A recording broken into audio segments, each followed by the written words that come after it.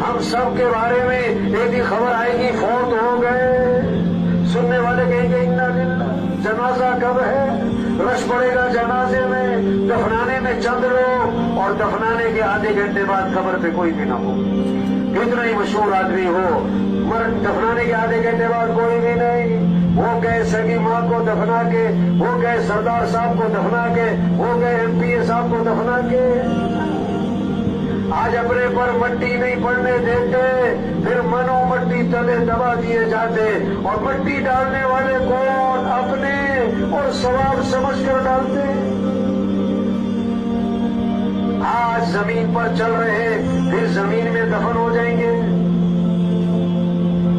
हाँ, 500 की जूती 5000 की, आगे सब नंगे पांव। 5000 का सूट, 50,000 का कफन, सबका एक है। 2 मरले का मकान, 4 कनाल का बंगला, खबर